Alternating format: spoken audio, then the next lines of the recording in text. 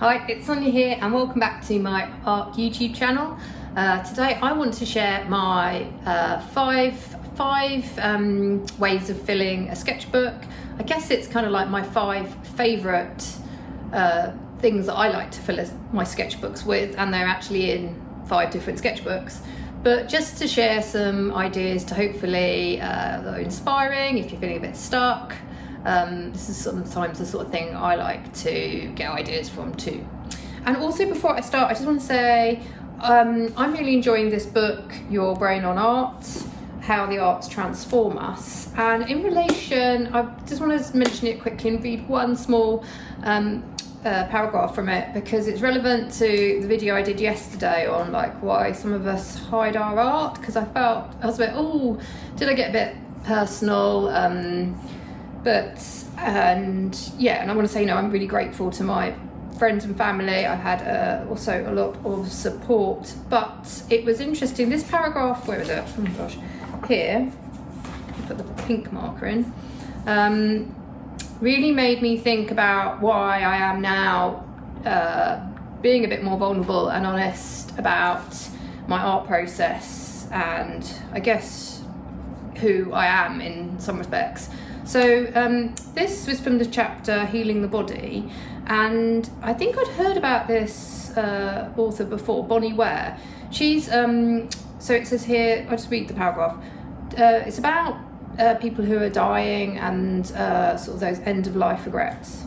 2 of the biggest regrets of those who are dying, according to Bonnie Ware, a palliative care volunteer who wrote the best-selling memoir, The Top 5 Regrets of the Dying, are the wish that they'd lived a life true to themselves versus what others expected, and that they'd had the courage to express their feelings more often. Yeah, so that, I've underlined it and highlighted it, because that was, I guess I'd heard about, obviously you realise like a lot of time people don't go, oh, I wish I'd worked more, or I thought it's more spend time with your family, and obviously I'm sure that is one of them. But yeah, it was interesting to me that whole living a life true to themselves versus what others expected, that really made me aware. Reading that, I was like, yeah, I guess this is, the whole no regrets, why I'm doing what I'm doing now as well, and hoping it's helpful to others. Okay, so then moving on from that, I just wanted to mention it because I know if I don't, then I'll totally forget, and I do go off for tangents. But okay, back to 5 ways to fill a sketchbook. Okay, I'm going to start with 2, and while I'm here, and then I'm going to film overhead as well as some of my sketchbooks. But the first one that I wanted to share are landscapes. I think I've got 2. I actually found this sketchbook. I forgot I had it. It was like hidden in a pile. But so I actually now have 2 of these similar type of sketchbooks going. But yeah, so this is one that's my current ongoing one. I'm just going to flick through. I find doing these little landscapes, and I'm using these, sometimes I do it from life if I'm out and about, but I'm having great fun when I'm back home in the studio. Photos from when you go on trips, take photos. We've all got hopefully our camera phones now. And then I don't see any problem in then using these as references to make your own sketchbook page. And I did share a process video, I think, on a couple of these, but basically these are all gouache and pencil sketches. And then this is this one I need to come back to when I've done that one. But yeah, it's the same, similar. I sort of got into this style of sketching, and here I've altered it a bit. Also think about an idea when you're doing these landscapes. Sometimes, do you want a border?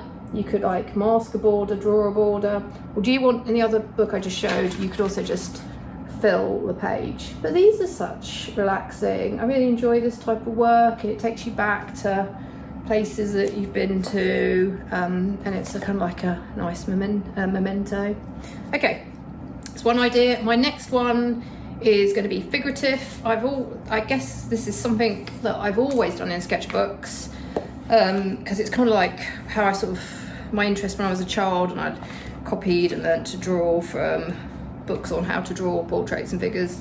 So, but 100 I did a recently a 100 head project. Well, it took me a while actually. So my way of doing sketchbooks is I sort of come and go from them, like lose them and come back to them. But that keeps my interest in them. I don't, it stops me getting too bored with the project. So yeah, like just filling a page, a sketchbook page with some heads. I can't find that other one, but I've got another one where I've also just do the whole figures, like drawings of the kids, and I've like spread them out. But here I am just doing, it's 100 heads, so I've been drawing people's heads. So just to give, sometimes you just want, I don't know, when I'm watching videos or listening to podcasts, I just want some ideas, like I want to see something, I'm like, yes, that's it, I'm going to get going now, I don't feel blocked or I should go do some cleaning or whatever. Third idea for sketchbooks, this one, and I'm kind of doing it in how I'm kind of enjoying them at the moment. This one is, I called it, it's called my loose sketchbook, because in it, I started off and I was like, this sketchbook, I'm just going to be I'm going to be loose, quick,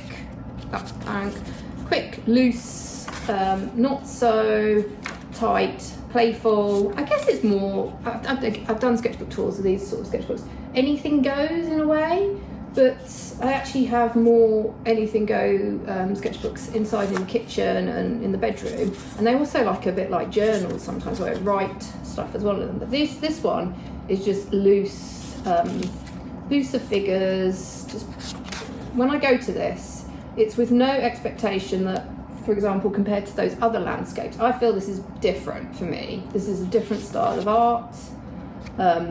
It's sometimes quicker. It's a lot more expressive, it's playful, it's trying to push myself to go places that I've not, like adding the neon and squiggles and scratches, playing about with the colours of totally inaccurate colours, not being worried about having an ugly, like a not great piece, and I could also paint over it. So those are three. I'm now going to switch to overhead and show two more ways of filling a sketchbook that I'm particularly loving at the moment. Hi, just quickly, the book that I referenced, I didn't mention the authors' names. It's Susan, I'm not sure I'm going to pronounce this right, Magsamen and Ivy Ross. And this is the book. On to the last two sketchbooks and two ideas for working in sketchbooks. This is my loose it's basically a loose still life mixed media sketchbook, and I've shared a couple of tools of previous ones here's another one. I'm just enjoying the process so much. These are just fun, easy to do. They're very satisfying. I get to play, use different materials. And what I'm doing is, so you can obviously go traditional, set up a still life in front of you. I have done that. In fact, I think this is from an actual still life that I set up. Or you can go imaginary. Also, a lot of the time, I think I know my household objects so well now. They come up again and again, and often now I'm almost drawing them from memory and maybe ad-libbing a bit on them, making them a bit different. The other fun thing is to have fantasy still lifes where you can like go, as it were, shopping online, go on Pinterest and put in items. I'm trying to see if there's anything where I've done that really in this one. Items that you quite fancy. No, a lot of these actually are ones that we have and I've made up. Like, for example, I mean, this one is just sort of more made up. Looking at some of the sort of ceramics on Pinterest, and I've just sort of mixed things together and just played, just have fun. So yeah, this one is a fun go-to sketchbook of mine. And then finally, this one is my abstract sketchbook. I mean, you could call it doodling, call it whatever's going to get you making art, you label it that. But for me, I label this is my abstract sketchbook, and I'm having great fun in this. This is my go-to for, yeah, I'm sure, you know, we've all got days when if you're physically exhausted, emotionally exhausted. I find that however tired I am or how little time I have, this is a great sketchbook to go to, because you can literally, I come and go from it. You can literally go and just spend 2 minutes drawing, or you could, if you're in a bit stressed out, you've got lots of time but you don't feel like doing traditional sort of realistic art, you can spend like 40 minutes and just really get into the detail. So it's just a safe area to play, explore, and yeah, it's where I think it's the one that I go to where it's meditative. It's where I sit often I can sit with my feelings and process worries or life stuff, or and almost like, you have that in the shower ideas. Like when I'm drawing in here, sometimes I'll think of ways of solving a problem, or I'll see things in a different light, and I can tell from my pages. The other fun thing to do is when you look back on it, though I haven't I'm going to the next one, I think I'm going to make an effort to date the pages. I didn't date this one so much because I'm like, well, I'm coming and going, it'd be hard to keep dating it, but actually I can tell though my own how I was like feeling by the different marks that I make or what I want to do on a day. Okay, so these are I hope this is a little bit of visual inspiration. If you're feeling a bit stuck, 5 ways that you can easily, especially this style, fill a sketchbook. Thank you as always for watching. Thank you very much to people who've joined my Patreon membership. I do share some more sort of still photos there, like behind the scenes and of my desk, and even write down some tips if I can think about them off the cuff. So yeah, there's that. And yes, thank you very much again. Please do like and subscribe, and I will see you next time. Bye.